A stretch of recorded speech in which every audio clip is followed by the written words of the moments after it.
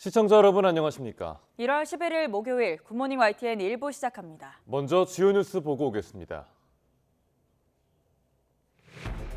더불어민주당 이재명 대표가 흉기 피습 8일 만에 병원에서 퇴원했습니다. 경찰은 이 대표 습격 피의자에 대해서 정치적 신념에 따른 단독 범행으로 결론 내리고 사건을 검찰에 넘겼습니다. 이재명 대표 체제 민주당을 비판하며 제3지대 신당론을 펼쳐온 이낙연 전 대표가 오늘 탈당을 공식 선언합니다. 하루 앞서 어제 민주당을 탈당하고 신당 창당 계획을 밝힌 원칙과 상식, 의원 3명이 추진하는 당에 합류할지도 주목됩니다. 태양건설의 워크아웃 여부가 오늘 결정됩니다. 채권단 75% 이상의 동의가 필요한데 어제 마지막 회의에서 채권단은 태영 측이 약속만 지키면 워크아웃 진행에 문제가 없다는 뜻을 내비쳤습니다. 한국은행 금융통화위원회가 오늘 새해 첫 회의를 열고 기준금리를 결정합니다. 연 3.5% 기준금리를 유지할 거란 전망이 우세한 가운데 금리 인하 시점에 대한 언급이 나올지 관심입니다. 어젯밤 티웨이 항공 소속 민항기 엔진에 불이 나 인천공항에 긴급 착륙했습니다. 당시 비행기에는 122명이 탑승하고 있었는데 다행히 인명피해는 없었고 화재 원인은 새와의 충돌로 인한 걸로 전해졌습니다. 국가하천인 경기도 평택 진이천에 유해물질이 유출돼 물고기들을 떼죽음하고 악취가 진동하고 있습니다. 부근에 있는 공장에서 독성물질이 유출된 건데 평택시청은 어제에 이어 오늘도 긴급 방제 작업을 진행할 계획입니다. 첫 소식입니다. 더불어민주당 이재명 대표를 흉기로 찔러 살인 미수 혐의를 받는 피의자 김모 씨는 이 대표가 대통령이 되는 걸 막으려 범행을 저질렀다고 경찰에 진술한 걸로 밝혀졌습니다. 부산경찰청 수사본부는 최종 수사 결과를 발표하는 브리핑에서 김 씨가 이 대표가 대통령이 되는 걸 막고 총선에서 특정 세력에게 공천을 줘 다수 의석을 확보하지 못하도록 하려고 범행을 저질렀다고 밝혔습니다. 경찰은 이어 이 대표의 재판이 연기되는 등 제대로 처벌하지 않는 것 같다는 생각에 범행한 걸로 보인다고 말했습니다. 경찰은 압수물 분석과 디지털 포렌식 조사, 통화 내역과 행적 분석 등을 통해 현재까지 범행을 공모한 공동 정범이나 범행을 교사한 배후 세력은 없다고 밝혔습니다. 피의자 김모 씨는 이재명 대표에게 흉기를 휘두르기 전에도 5차례에 걸쳐 흉기를 숨기고 이 대표를 따라다녔습니다. 흉기를 더 날카롭게 벼리고 지지자로 위장해 기회를 엿본 걸로 조사됐습니다. 김종호 기자가 보도합니다. 피의자 김모 씨가 휘두른 흉기는 이재명 대표 와이셔츠를 뚫고 목으로 향했습니다. 경찰 관계자는 흉기를 숨기려고 감싼 종이와 이 대표 셔츠가 없었다면 치명상이 될 수도 있었던 위험한 순간이라고 설명했습니다. 자상 1.4cm, 내 경정맥 9mm 손상을 입히고 미수에 그친 사안입니다. 지난해 4월 인터넷에서 10만 원 정도에 구한 등산용을 개조한 흉기. 숨기기 쉽게 손잡이를 없애 길이를 줄이고 끝은 더 날카롭게 벼렸습니다. 김 씨는 지난해 6월부터 범행 당일인 지난 2일까지 모두 6차례 이 대표 일정을 따라다녔는데 모두 이 흉기를 가지고 있었습니다. 5번째 따라간 일정이 새해 첫날 이 대표 경남 김해 봉화마을 방문이었는데 김 씨는 범행이 여의치 않자 집으로 돌아가려 마음먹었습니다. 그런데 양산시 평산마을을 거쳐 울산역까지 갔다가 무슨 이유에서인지 마음을 바꿔 부산 가덕도로 향했습니다. 이 대표가 방문할 곳을 미리 둘러보고 다음 날인 지난 2일 오전 지지자를 가장해 인파에 숨었다가 흉기를 휘둘렀습니다. 이재명 당대표에게 지지자인 척 사인 좀 해주세요라며 접근한 후에 김 씨는 지지자로 속여 쉽게 접근하려고 직접 지지 문구가 담긴 왕관 모양 머리띠와 펼침막도 만들어 착용하기도 했습니다. YTN 김종호입니다. 지난 2일 부산에서 흉기 피습 뒤 서울대병원에서 치료받던 더불어민주당 이재명 대표가 사건 발생 8일 만에 퇴원했습니다. 이 대표는 어제 병원을 나서며 기자들과 만나 심려를 끼쳐 죄송하고 감사드린다며 국민 여러분께서 목숨을 살려주셨고 앞으로 남은 생도 오로지 국민을 위해서만 살겠다고 말했습니다. 이어 증오와 대결의 정치, 상대를 죽여 없애야 하는 전쟁 같은 정치를 이제는 종식해야 한다면서 이번 사건을 계기로 우리 모두 돌아보고 자신 역시 성찰하고 노력하겠다고 언급했습니다. 이 대표는 또 적절하고 신속한 응급조치로 목숨을 구해준 부산의 소방과 경찰, 그리고 부산대병원 의료진에게 각별한 감사의 말씀을 전한다며 수술부터 치료까지 최선을 다해준 서울대병원 의료진들에게도 감사하다고 덧붙였습니다. 이 대표의 말 직접 들어보시죠. 모두가 놀란 이번 사건이 증오의 정치, 대결의 정치를 끝내고 서로 존중하고 상생하는 제대로 된 정치로 복원하는 이정표가 되기를 진심으로 소망합니다. 그리고 각별하게 우리 부산 시민 여러분, 그리고 생사가 갈리는 그 위급한 상황에서 적절하고도 신속한 응급조치로 제 목숨을 구해주신 부산의 소방, 경찰, 그리고 부산대 의료진 여러분께 각별한 감사의 말씀을 전합니다. 국민의힘 한동훈 비상대책위원장은 더불어민주당 이재명 대표가 퇴원한 당일 이 대표가 지난 2일 습격을 당했던 부산을 찾았습니다. 민주주의의 적인 정치 테러를 용납할 수 없다면서도 국회의원이 방탄으로 재판 지연을 악용하는 사례를 막겠다며 사실상 이 대표를 직격했습니다. 보도에 나혜인 기자입니다. 3.15 민주묘지 참배로 PK 일정을 시작한 한동훈 비대위원장은 지역 당원들을 만나 당의 정치개혁 결심을 밝히겠다며 포문을 열었습니다. 형사소송에서 금고 이상 형을 확정받은 국회의원은 재판기간 받은 세비 전액을 반납하게 하는 법안을 발의하겠다고 선언했습니다. 정치인이 재판을 의도적으로 지연시켜 방탄수단으로 활용하는 사례를 막겠다는 겁니다. 민주당의 반대로 이 법안이 통과되지 않는다고 하더라도 우리 당의 후보가 되길 원하는 분들에게는 신청 시에 이 약속을 지키겠다는 서약서를 받을 것입니다. 총선 전 당원들 앞에서 쇄신 의지를 다지는 형식을 취했지만 사실상 이재명 대표를 겨냥한 거란 해석이 나왔습니다.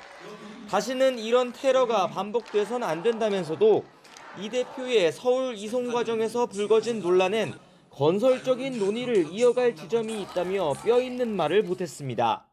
긴급 의료 체계에서의 특혜라든가 그리고 여러 가지의 구멍들이라든가 이런 부분들을 국민들이 많이 보시고 분노하는 것 같아요. 이재명 대표나 민주당을 비난하진 않고 앞으로 더 나은 체계를 갖추기 위한 정책을 만드는 데 집중하겠습니다. 한 위원장은 여권의 민감한 현안에 대해선 대부분 기존 입장을 유지했습니다. 이른바 김건희 여사 리스크를 줄일 방안으로 거론된 제2부속실 설치 필요성에 공감하고 야당과 특별감찰관 추천을 협의할 수 있다는 원론적인 견해만 밝혔습니다. 국회 본회의를 통과한 이태원 참사 특별법은 부정적으로 평가했는데 대통령에게 거부권을 건의할 거냐는 질문엔 여론을 고려한 듯 신중한 모습을 보였습니다. 야당이 주도하는 그런 조사위원회가 사실상 검찰의 수준의 그런 식의 조사를 1년 반 동안 한다면 그 과정에서 그 대상자들은 승복하지 못할 거고요. 그 과정 국민은 분열될 겁니다. 당원들을 만난 뒤엔 총선 최대 승부처 가운데 하나로 꼽히는 부산에서 청년 창업가를 비롯한 시민들을 만나 표심 공략에 공을 들였습니다. 한동훈 위원장은 오늘 부산항에서 첫 현장 비대위 회의를 주재하며 1박 2일 일정을 이어갑니다. 이후엔 공천관리위원회 출범과 함께 당을 인적쇄신 분위기로 이끈다는 구상인데 당정관계 재정립을 바라는 여론에도 호응할 수 있을지 주목됩니다. YTN 나인입니다. 더불어민주당 이재명 대표가 피습 8일 만에 퇴원한 날 공교롭게도 당내 대표적 비주류 의원 3명은 동반 탈당을 선언했습니다. 이 대표 체제로는 기득권 정치를 타파할 수 없다며 신당 창당까지 계획하고 있는데 우선 이낙연 전 대표와 손잡을 가능성이 커 보입니다. 박기환 기자가 보도합니다. 민주당 내 비주류 의원 모임 원칙과 상식에 소속된 이원욱, 김종민, 조응천 의원이 예고한 대로 당과의 결별을 공식 선언했습니다. 한 달 넘게 이재명 대표의 사퇴와 통합비대위 구성 등을 요구했지만 이 대표가 끝내 거부했다는 겁니다. 그냥 이재명 중심의 단결만 외치고 있습니다. 우리는 방탄정당, 패권정당, 팬덤정당에서 벗어나자고 호소했습니다. 하지만 거부당했습니다. 고심 끝에 윤영찬 의원이 당 잔류를 결정한 데 대해선 당혹스럽지만 각자 정해진 길을 가겠다고 밝혔습니다. 4명 가운데 1명이 대열에서 빠졌지만 예정된 정치 행보를 차질 없이 밟아가겠다는 뜻으로 해석됩니다.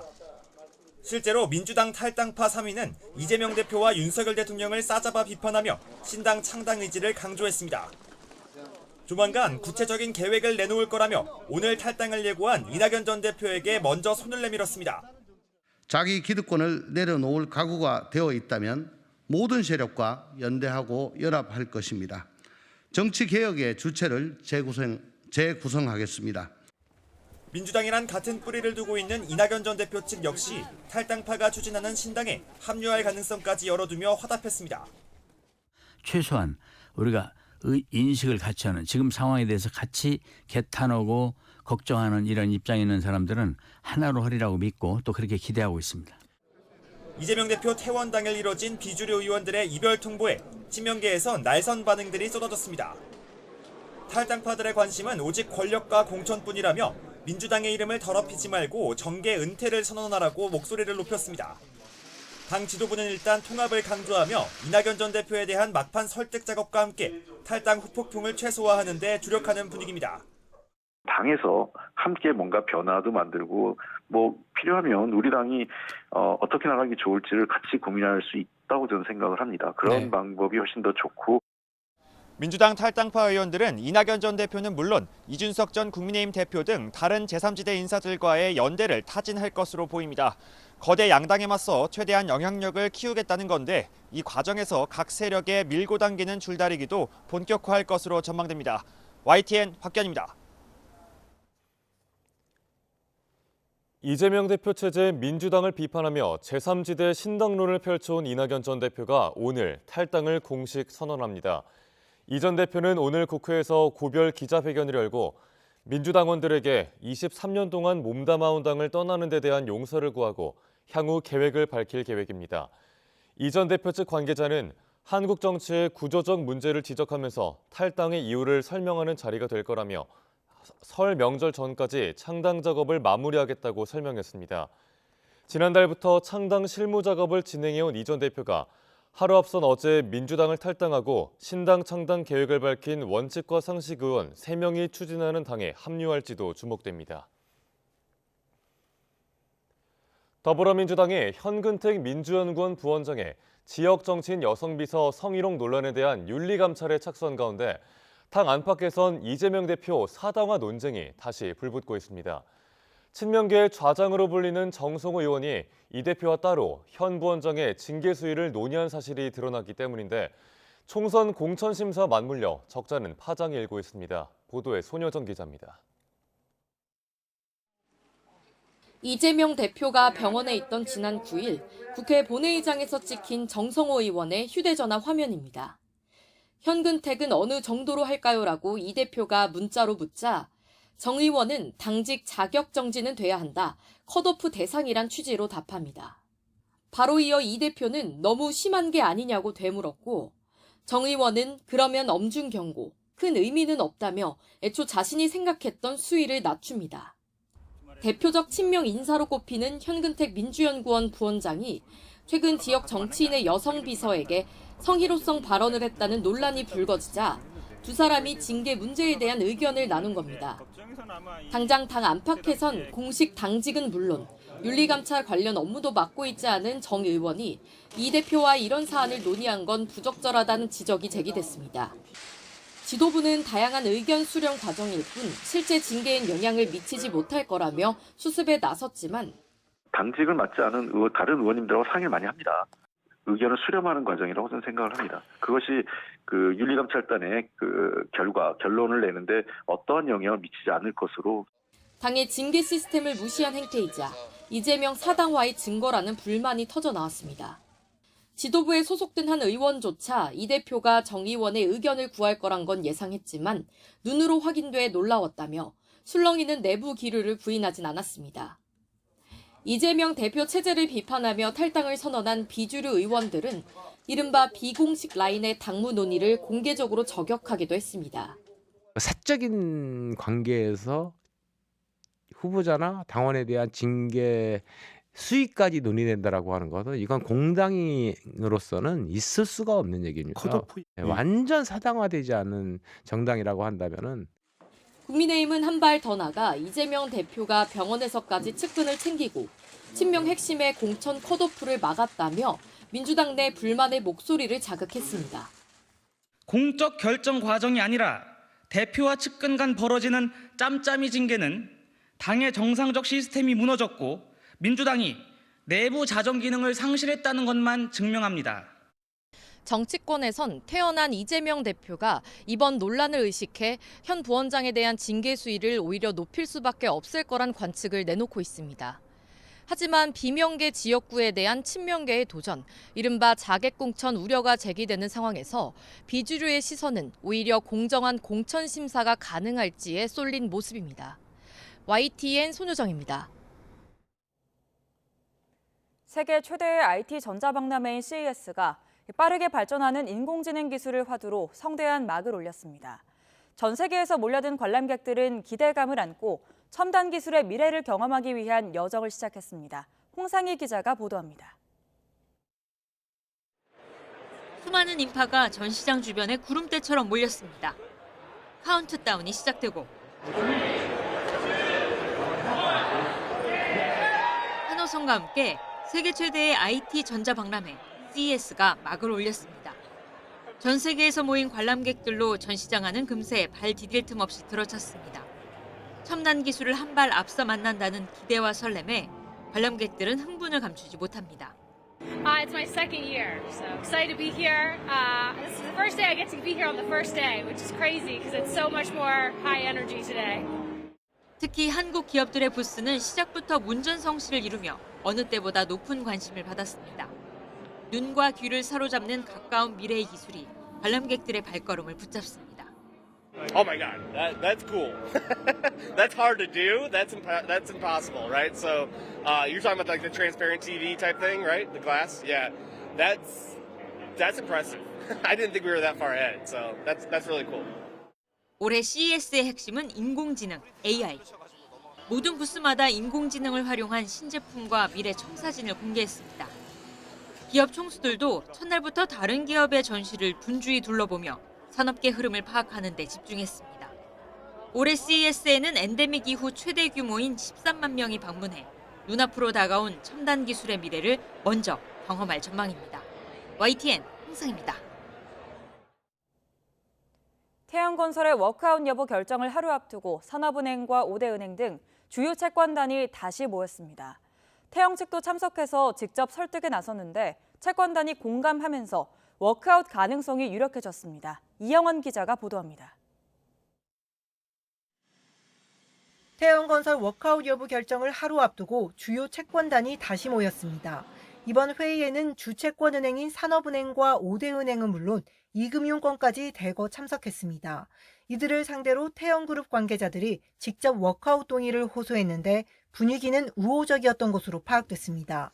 하루 전 태영 측이 기존 자구안 이행을 거듭 약속하고 대주주 지분을 담보로 내놓기로 한 걸 긍정적으로 평가한 겁니다.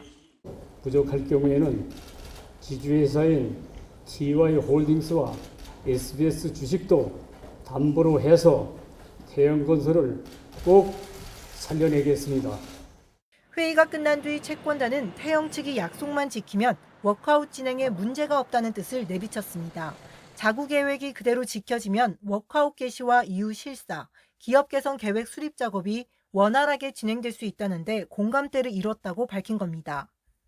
특히 주요 자산을 팔아야 하는 자구 계획 특성을 고려해 이행이 늦어져 실사 기간에 자금 부족이 생길 가능성까지 논의했습니다. 채권단이 사실상 워크아웃 개시를 전제로 다양한 시나리오를 점검한 겁니다. 워크아웃이 시작하려면 채권단의 75% 이상 동의가 필요합니다. 채권액 기준으로 의결권이 구성되는데 은행권 33%, 건설공제조합이 20% 정도입니다. 이번에 모인 금융권 외에 나머지 채권단 설득이 중요하지만 크게 무리는 없을 거라는 평가입니다. 채권단 관계자는 주요 채권단과 금융당국이 영향력을 행사할 수 있는 채권자 비율이 높은 만큼 워크아웃이 무난하게 개시될 거라고 내다봤습니다. 오늘 예정된 1차 협의회에서는 서면 결의 방식으로 워크아웃 개시 여부가 결정됩니다. 24시간 동안 결의서를 받는 만큼 정확한 동의율은 내일 공개될 예정입니다. YTN 이영훈입니다.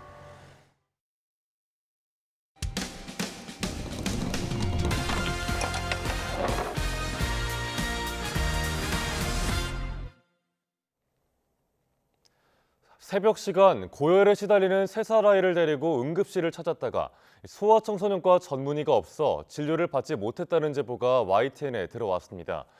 부모는 소아과가 문을 여는 아침까지 뜬 눈으로 밤을 지새워야 했는데 YTN 취재진이 야간 어린이 응급실 진료가 가능한지 직접 살펴봤습니다. 제보는 Y 안동준 기자입니다. 지난 6일 새벽 내 아이를 키우는 최지훈 씨 부부는 3살 막내 아들이 40도 가까이 열이 오르자 급히 해열제를 먹였습니다. 열이 떨어지지 않아 곧바로 근처 대학병원 응급실을 찾았지만 소아청소년과 전문의가 없으니 다른 병원에 가보라는 답변을 받았습니다. 단 어디 병원에 있다고 알려주지도 않고 우리 병원은 소아 전문의가 없으니까 응급실에 못 들어갑니다. 119에서 가까운 병원 번호를 보내줬지만 이들 병원 모두 전화를 받지 않았습니다. 급한 마음에 다른 병원 응급실을 찾았지만 소아과 전문의가 없어 진료가 어렵다는 건 마찬가지였습니다. 결국 집에 돌아온 최 씨 부부는 아이 상태가 나빠지지 않기만을 바랄 수밖에 없었습니다. 어떻게 해줄 수가 없으니까 그냥 아픈 것만 보고 있어야 되니까 되게 속상하죠. 지금 시각은 밤 11시입니다. 소아 응급 환자를 진료할 수 있는 병원이 있는지 직접 돌아보겠습니다. 가장 먼저 찾은 대학병원 응급실. 소아과 전문의가 있느냐고 묻자 평일 주간 시간에만 진료할 수 있다는 답변이 돌아옵니다. 소아과 전문의가 있었는지 아니겠습니다. 그럼 진료는 가능한지 외래 가능하신 건데 가능하십니다. 근처 종합병원도 밤에는 어린이 진료가 어렵다며 다른 병원을 안내해줍니다. 조금 떨어진 또 다른 대학병원을 찾아가 봤지만 상황은 마찬가지였습니다. 종합병원 3곳을 돌았지만 야간 소아 진료가 가능한 병원은 결국 찾을 수 없었습니다. 보건복지부는 야간과 휴일에 진료하는 달빛 어린이병원을 운영하고 있지만 모두 동네 의원급 병원인 만큼 응급 상황에서는 종합병원 진료가 절실합니다. 의사단체는 지난 2017년 이대 목동병원 신생아 사망 사건으로 소아과 의료진이 구속된 이후 처벌에 대한 우려 때문에 소아과 기피 현상이 심해졌다고 지적합니다. 늘 애들 죽는 거에 전선 한복판에 있단 말이에요. 죽었다라고 해서 처벌을 한다고 하면 어떻게 무혐의서 하겠어요. 의료 선진국이라고 불리는 대한민국. 아픈 아이들이 야간에는 응급 상황에서도 왜 소아과 전문의를 만날 수 없는지 진지한 고민과 논의가 필요합니다. YTN 안동준입니다. 국가하천인 진이천을 포함해 경기도 평택시 일대 7km가 넘는 하천에 유해물질이 유입돼 당국이 긴급 방제 작업에 돌입했습니다. 인근 공장에 불이 나 보관 중이던 유해물질 일부가 흘러든 걸로 추정되는데 평소 각종 용수 활용은 물론 생태계의 지킴이 역할을 해온 만큼 주민들의 우려가 적지 않습니다. 박광열 기자입니다. 강물이 마치 물감을 들이부은 듯 푸르스름한 빛으로 변했습니다. 경기도 평택시 일대를 흐르는 관리천과 진이천 모두 7.4km 구간에서 발생한 일입니다. 물 색깔이 염색한 것보다 더한데 위로 쭉 올라가 보니까 계속 올라가면서 그러더라고요. 몇 킬로 정도가. 앞서 지난 9일 밤 하천에서 그리 멀지 않은 한 위험물 보관 창고에서 불이 났습니다. 8시간 만에 큰 불길은 잡혔지만 이 과정에서 보관하던 유해물질 일부 에틸렌 다이아민이 하천에 유입된 것으로 보입니다. 부식성이 있는 피부 독성 물질로 몸에 흡수되면 알레르기 반응 등 위험이 있어 취급할 때 보호복과 장갑 착용 등이 요구됩니다. 문제는 피해를 본 진위천이 주요 철새 도래지인 동시에 농업용수로 활용할 만큼 중요도가 크다는 겁니다. 안성천과 합류한 뒤 아산호를 거쳐 서해로 흐르는 만큼 상당 구간은 국가하천으로 지정됐을 정도입니다. 물고기 다 뜨고 악취 너무 심하고요. 어머니가 여기 뭐 60평생, 70평생 사신 분인데 물고기 떠오르는 거 보고 깜짝 놀라서. 소방과 지자체는 인력과 중장비 등을 동원해 긴급 방제뚝을 설치하는 등 유해물질 확산을 막는 데 힘을 쏟고 있습니다. 확산을 막기 위해서 방제턱도 설치를 하고 그런 상황이고, 유해물질을 다른 곳으로 흘러 들어가지 못하게 뚝을 샀으니까 이제 제거하겠다는 조치 계획이. 어젯밤 9시쯤 서울 올림픽대로 행주대교와 방화대교 사이에서 차량 한 대가 분기점 안전시설을 들이받았습니다. 운전자 1명이 다쳤고 도로 일부가 통제돼 한동안 정체가 빚어졌습니다. 어제 저녁 7시쯤에는 경남 합천군 돼지 사육 농장에서 불이 났습니다. 1시간 반 만에 꺼졌지만 돼지 1000여 마리가 폐사하고 농장 3개동이 탔습니다. 이어 충북 보은군 양계장에서도 불이 나 닭 4000여 마리가 폐사했습니다. 소방당국은 정확한 화재 원인을 조사하고 있습니다. YTN 박광렬입니다. 어제 저녁 티웨이항공 소속 민항기의 엔진에 불이 나 인천공항에 긴급 착륙했습니다. 인천공항 관계자는 일본 도쿄 나리타 공항에서 출발한 티웨이항공 TW216편 항공기 엔진에 화재가 발생해 어제 저녁 9시 41분쯤 긴급 착륙했다고 말했습니다. 목격자들은 어제 저녁 9시 반쯤 해당 항공기가 인천공항에서 착륙하는 과정에서 굉음을 내며 엔진에 불꽃이 튀었다고 말했습니다. 당시 비행기에는 122명이 탑승하고 있었고 항공기 기종은 보잉 737-800으로 엔진 화재 원인은 세와의 충돌로 인한 걸로 전해졌습니다. 이번 긴급 착륙과 관련한 인명피해는 없는 걸로 확인됐습니다. 일본 노토반도 강진 이후 부근 원전 앞바다에서 기름막이 발견됐다는 소식 며칠 전에 전해드렸는데요. 그보다 60배나 넓은 기름막이 또 발견됐습니다. 일본 정부는 별 문제가 없다는 입장이지만 정작 기시다 총리는 속 시원한 답변을 내놓지 않아서 불안을 키우고 있다는 비판이 나오고 있습니다. 황보연 기자가 보도합니다. 새해 첫날 노토반도 서쪽에 있는 시카 원전에서 서있기가 불가능할 정도의 진도 7이 관측됐습니다. 이때 충격으로 원전 변압기 배관이 손상돼 지난 7일 원전 배수구 주변 바다에서 가로 10m, 세로 5m의 기름막이 발견됐습니다. 그런데 이게 다가 아니었습니다. 그때보다 60배나 넓은 기름막이 부근 바다에서 또 발견된 겁니다. 원전을 운용하는 전력회사나 일본 정부 모두 안전상의 문제는 없다고 밝혔습니다. 今回の変圧器の故障ということが直接その発電所の安全に何か影響を及ぼすものであるというふうには考えておりません。 냉각수 중 일부가 흘러 넘쳤고 공기 중 방사선량을 측정하는 계측기 120개 중 18개는 한때 먹통이 되기도 했습니다. 이런 문제 역시 전력회사나 일본 정부 모두 대수롭지 않다는 입장. 하지만 2011년 후쿠시마 원전의 악몽을 또렷이 기억하는 사람들은 이 말을 곧이곧대로 믿지 못합니다. 기시다 총리의 이해하기 힘든 대응이 문제를 키우고 있다는 지적도 나옵니다.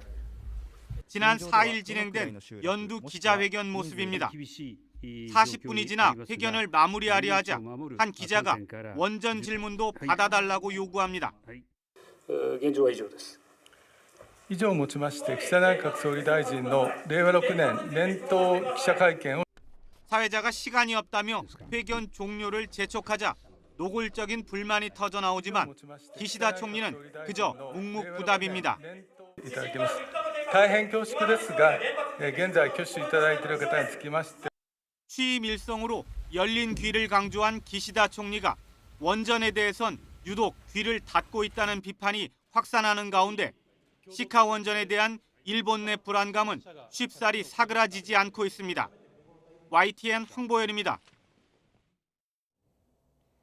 중국이 타이완 상공을 가로질러 위성을 쏘는가 하면 수입 금지 조치를 일부 해제하는 등 강온 양면책을 구사하고 있습니다.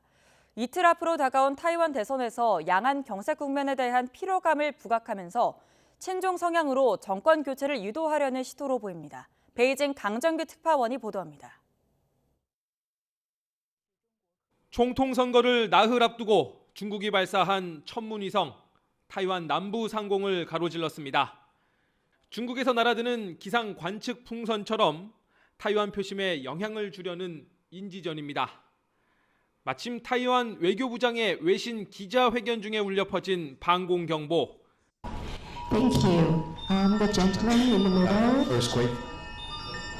불안을 더 키운 건 우주 로켓을 미사일이라고 표현한 타이완 국방부의 영문 메시지였습니다. Tactics is classified as gray zone activities.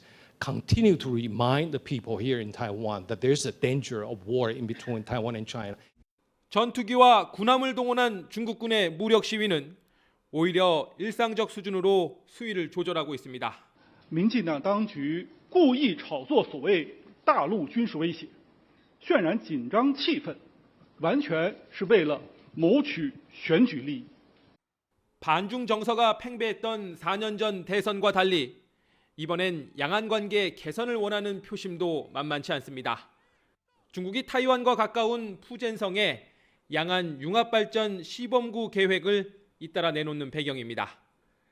지난 연말 대만산 열대 과일과 생선에 대한 수입 금지 조치를 해제한 것도 마찬가지입니다. 집권당의 텃밭인 타이완 남부 지역 표심을 겨냥한 유화책입니다. 국민당 후보와 민중당 후보는 양안 관계를 좀 개선해야 된다는 후보입니다. 두 후보의 지지율을 합치면은 월등히 앞서죠. 민중당 후보를. 타이완 대선도 내정이라고 부르짖는 중국. 양안 경색 국면에 대한 피로감을 부각하면서도 반중 표심은 자극하지 않는 막후 선거전을 벌이고 있습니다. 베이징에서 YTN 강정규입니다. 프란치스코 교황이 우크라이나 전쟁에 대한 국제사회 관심이 줄어들고 있는 것을 우려했다고 로이터 통신이 현지 시간 10일 보도했습니다. 보도에 따르면 교황은 우크라이나 정교회 스비아토슬라우 셰우추크 대주교육에 보낸 서한에서 점점 더 비극적인 국제 정세 속에 우크라이나 전쟁이 이칠 위기에 처해 있다고 지적했습니다. 국제사회 관심이 이스라엘과 하마스 간 전쟁에 쏠리고 우크라이나 전쟁이 2년 가까이 계속되면서 이친 전쟁이 될까 우려한 것으로 보입니다. 도널드 트럼프 전 미국 대통령이 재임 시절 우르줄라 폰데어라이엔 유럽연합 EU 집행위원장의 면전에서 EU가 공격받더라도 미국이 도우러 가거나 지원하는 일은 절대 없을 것이라고 말한 일화가 공개됐습니다. 현지 시간 10일 정치 전문 매체 폴리티코에 따르면 티에리 브루통 EU 내수시장 담당 집행위원은 유럽의회 행사에서 트럼프 전 대통령이 2020년 스위스 다보스 포럼 때 열린 비공개 회의에서 이같이 말했다고 주장했습니다. 당시 회의에 배석했다는 브루통 집행위원은 트럼프 전 대통령이 나토 북대서양 조약기구는 이제 죽었고 우리는 나토를 탈퇴할 거라고도 했다고 전했습니다. 또 독일 출신인 폰데어라이엔 집행위원장에게 당신 독일인들이 방위비를 지불하지 않은 탓에 당신은 나에게 4천억 달러를 빚지고 있다고 말했다고도 전했습니다.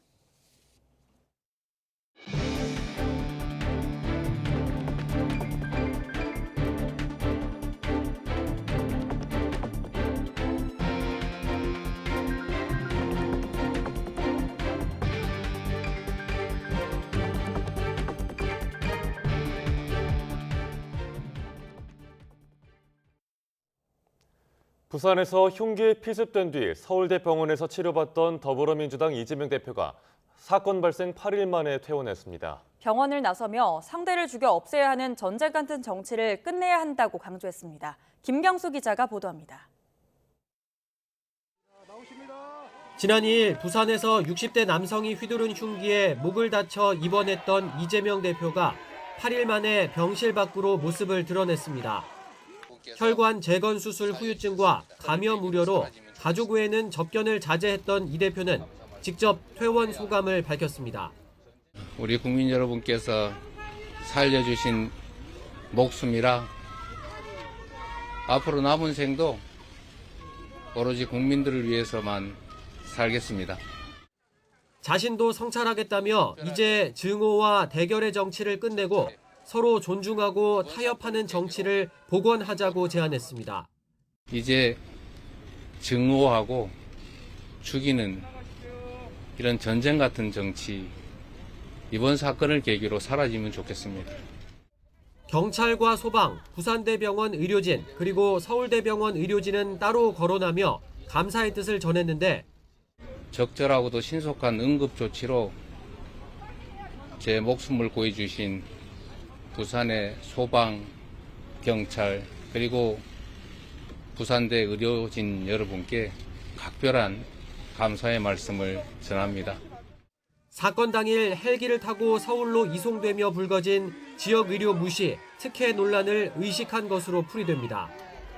비주류 의원들의 탈당 등 당내 상황에 대한 구체적인 언급은 없었는데 이 대표는 당분간 자택에서 회복 치료에 전념하며 현안들을 챙길 것으로 보입니다. 지금 좀 제한적이긴 하지만 중요한 당무에 대해서는 의사결정을 하실 수 있을 거라고 봅니다. 쌍특검법 제표 결과 선거제 협상 등 원내 쟁점은 물론 당내 이단 이탈 기류까지 이재명 대표에게 주어진 숙제는 한둘이 아닙니다. 모두 제1야당 수장의 정치력이 필요한 것들인 만큼 이 대표의 완전한 당무 복귀 시점에도 일정 부분 영향을 줄 것으로 전망됩니다. YTN 김경수입니다. 국민의힘 한동훈 비상대책위원장은 피습 사건 8일 만에 더불어민주당 이재명 대표가 퇴원한 데 대해 이런 식의 테러는 민주주의의 적이고 대상이 누구든 간에 절대로 있어서는 안 된다고 거듭 강조했습니다. 한 위원장은 경남도당 신년 인사회 이후 기자들에게 사건이 일어났을 때부터 이 대표의 신속한 쾌유와 범인에 대한 엄정한 처벌을 강조했다며 이같이 말했습니다. 이어 일부 의사단체가 고발장까지 낸 헬기 이송 특혜 논란에 대해선 이 대표를 비난하기보다는 더 나은 응급의료 체계를 갖추기 위한 정책을 만드는 데 집중하겠다고 덧붙였습니다. 더불어민주당 윤리감찰단이 성희롱 발언 의혹이 제기된 현근택 민주연구원 부원장에 대한 이재명 대표의 감찰 지시가 있은 지 하루 만에 피해자 조사에 착수한 것으로 확인됐습니다. 성희롱 사건 당시 현장에 함께 있던 민주당 소속 지역 정치인 A씨는 YTN과 통화에서 윤리감찰단으로부터 유선 조사를 받았다고 말했습니다.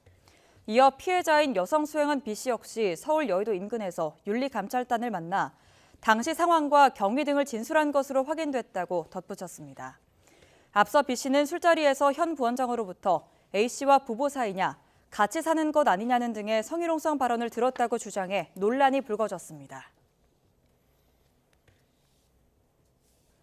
국민의힘은 더불어민주당 이재명 대표와 친명계의 좌장으로 불리는 정성호 의원이 성희롱 의혹이 불거진 현근택 민주연구원 부원장의 징계 수위를 문자 대화로 논의한 걸 두고 민주당은 공당이 아닌 이재명의 당이 됐다고 비판했습니다.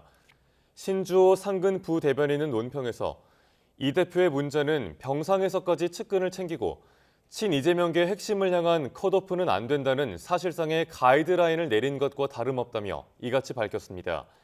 이어 공적인 결정 과정이 아니라 대표와 측근 간 벌어지는 짬짬이 징계는 당의 정상적인 시스템이 무너졌고 민주당이 내부 자정 기능을 상실했다는 걸 증명한다고 덧붙였습니다.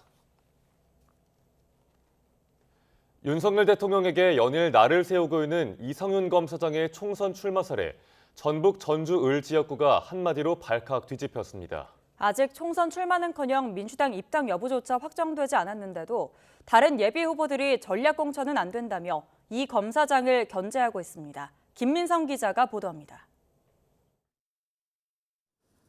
전주을 선거구에서만 9년째 활동 중인 최형재 더불어민주당 예비후보. 총선 3수를 앞두고 급하게 기자간담회를 요청한 건 다름 아닌 전주을 지역구 전략공천 문제 때문이었습니다. 그 전략공천과 관련해서는 제가 설명이 필요 없이 일도 없다. 그런 가능성은 일도 없다. 그분이어서가 아니라 누구라도. 같은 날 출마 선언을 한 양경숙 더불어민주당 비례대표 의원. 2021년부터 전주을 민심을 다져온 예비 후보자의 발언은 더 날카로웠습니다. 이모 씨는 영입 대상 자체로 거론된 바가 없고 호남에서 전략공천을 해서 일방적으로 내리꽂는다라고 하면 그것은 굉장한 비난의 대상이 되었던 것이 사실입니다. 두 사람이 그분 또는 이모 씨로 언급해 날을 세운 건 현직 검사 신분으로 정치 행보에 나선 이성윤 법무연수원 연구위원입니다.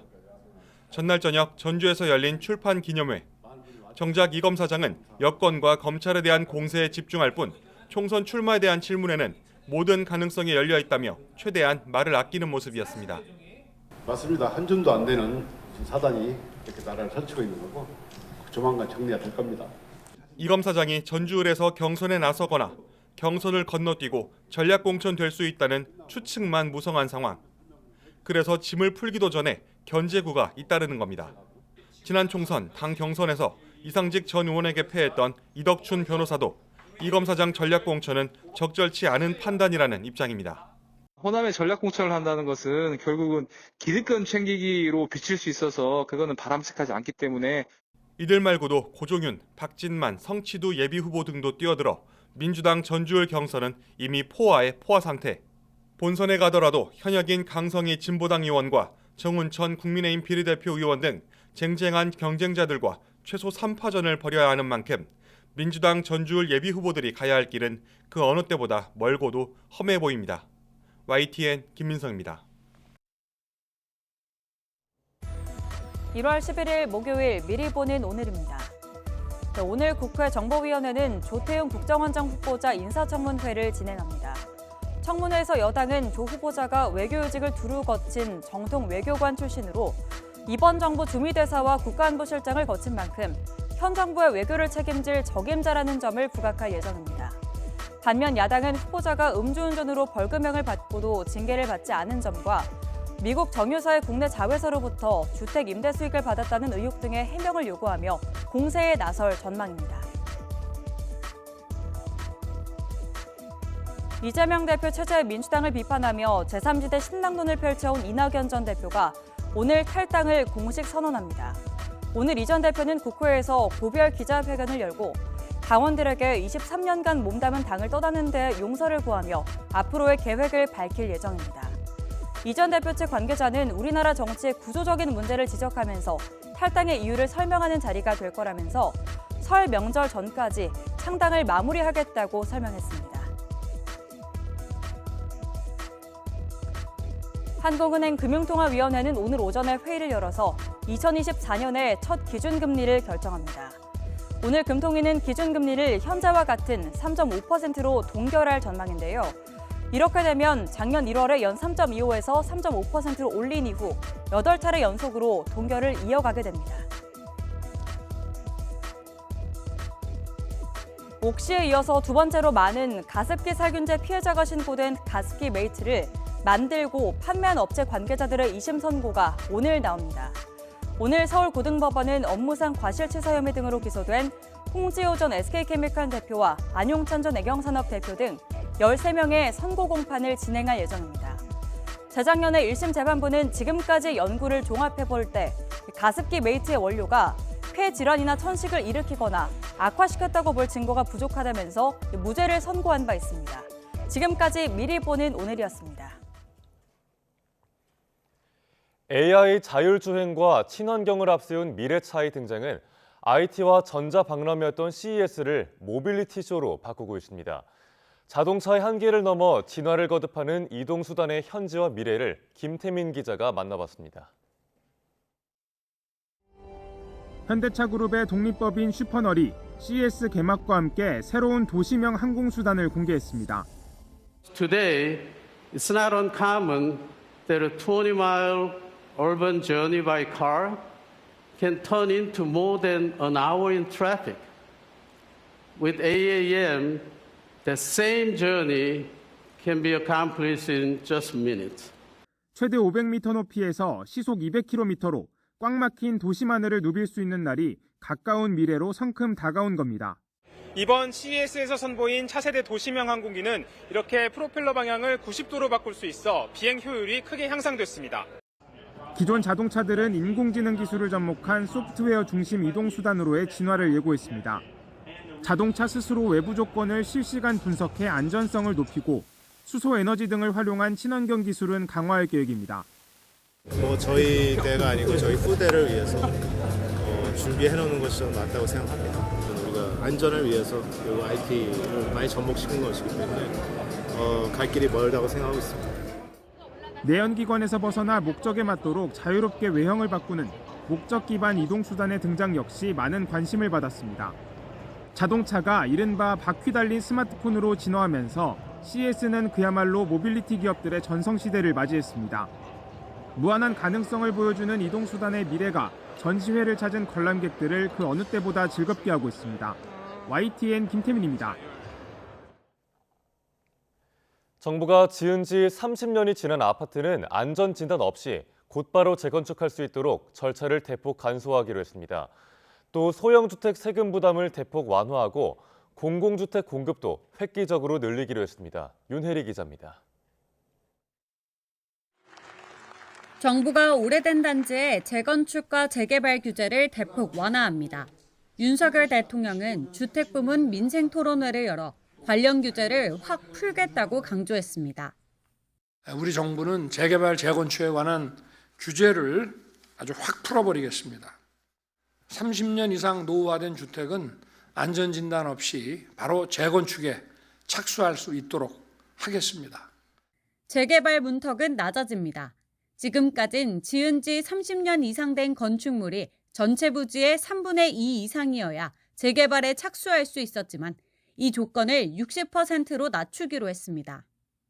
재건축 조합 설립 시기도 앞당겨집니다.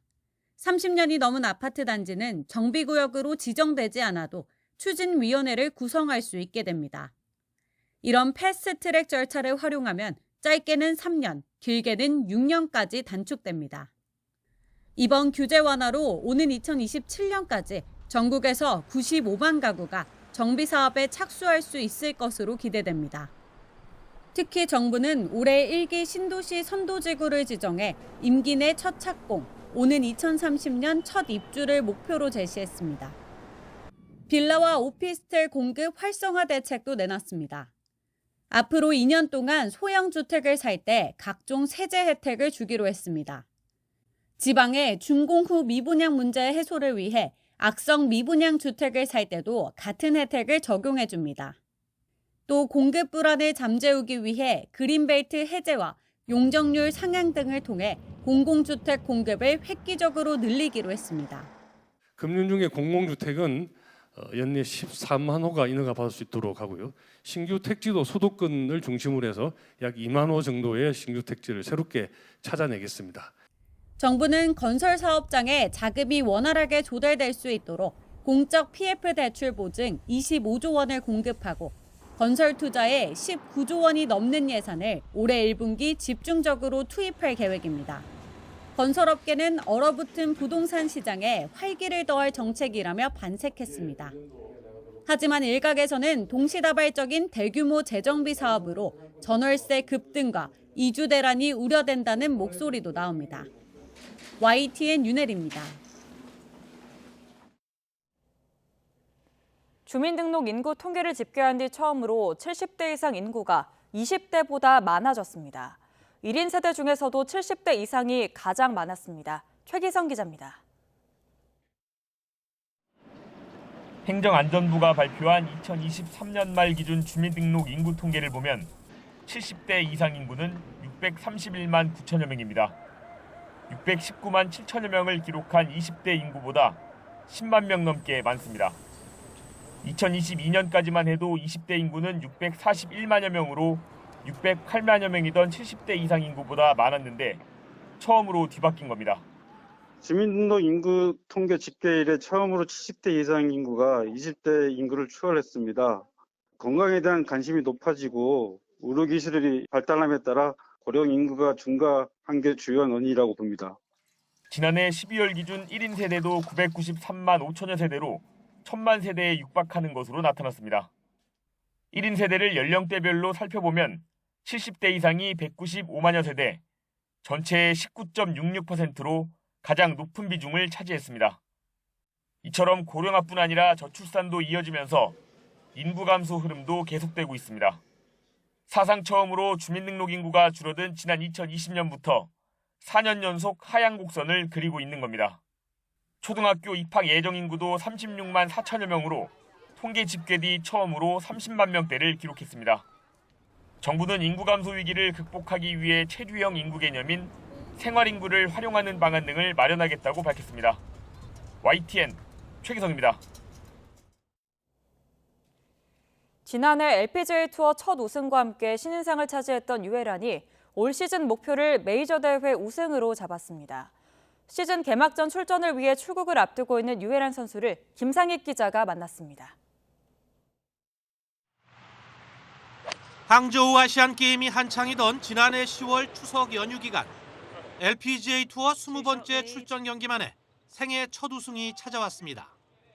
그리고 2019년 이정은 이후 4년 만에 한국 선수 신인상 수상까지 유혜란은 시즌 전 목표로 했던 2마리 토끼 사냥에 성공했습니다. 예전에 한창 공이 2년차 때 공이 너무 안 맞았을 때 그때도 제가 추석날 우승을 해서 터닝포인트가 됐었거든요. 그때도 기억이 나면서 좀 좋은 추억이 된 것 같아요. 한 달 내내 영어로 소감을 열심히 준비한 LPGA 시상식에서 아니카 소렌스탐에게 상을 받은 순간은 최고의 경험이었습니다. 그 위에 올라가니까 아무것도 생각이 안 나더라고요. 그래서 동영상 초반에 보면 제가 잠깐 얼버무려요. 그게 기억이 안 나서 기억을 떠올리고 있는데 애들이 막 박수 쳐주니까 그때 기억이 나더라고요. 평균 비거리 260야드, 투어 전체 57위인 드라이버 비거리가 아직 아쉽다는 유혜란은 올 시즌 LPGA에 합류하게 될 동료 한국 선수들에게도 조언을 아끼지 않았습니다. 어떤 코스가 좋은지 나쁜지 모르기 때문에 일단 경험을 해보고 그 다음에 생각을 해보는 게 좋다고 생각을 해서 일단 많은 대회를 나가는 걸 추천하고요. 유혜란의 올 시즌 목표는 메이저 대회 우승. 5개 메이저 대회 성적을 점수로 환산해 1위에게 주는 아니카 어워드 트로피도 욕심이 납니다. 제가 한국에서부터 메이저랑 인연이 진짜 없었어요. 지금 통산 6승인데 한 번도 메이저는 없거든요. 그래서 첫 메이저 우승을 미국에서 했으면 좋겠다는 바람입니다. 유혜란은 12일 미국으로 출국해 18일 플로리다 올랜도에서 시작하는 LPGA 투어 시즌 개막전에 출전합니다. YTN 김사익입니다. 오늘도 큰 추위는 없지만 미세먼지가 기승입니다. 현재 대기가 정체되면서 서울 등 서쪽 지방과 대구의 초미세먼지 농도 나쁨 수준 보이고 있고요. 인천과 대전, 세종, 충남 지역에는 초미세먼지 주의보도 발령 중입니다. 밤에는 중국발 스모그까지 추가로 유입될 것으로 보입니다. 호흡기가 약하신 분들은 대비가 필요하겠습니다. 현재 먼지에 안개까지 뒤엉켜 시야가 답답합니다. 오늘 오전까지 내륙을 중심으로는 가시거리 200m 미만의 짙은 안개가 끼겠습니다. 또 안개로 인해 도로 살얼음이 발생하는 곳도 있으니까요. 출근길 교통안전에 각별히 유의하시기 바랍니다. 오늘은 전국이 대체로 맑다가 하늘빛이 차차 흐려지겠습니다. 늦은 밤 강원도에는 약한 눈이 조금 내리겠습니다. 또 동해안을 중심으로는 바람이 강하게 불겠습니다. 오늘 아침도 예년보다 추위가 덜합니다. 현재 서울 기온은 영하 1.8도, 강릉 2.9도를 나타내고 있고요. 한낮에는 어제보다 또 예년보다 기온이 오르겠습니다. 서울 5도, 대전 6도, 광주 7도가 예상됩니다. 다가오는 일요일에는 중서부 지방에 비나 눈이 내릴 전망입니다. 날씨였습니다. 굿모닝 YTN 1부 마칩니다. 잠시 후 2부가 이어집니다. 함께해 주신 여러분 고맙습니다.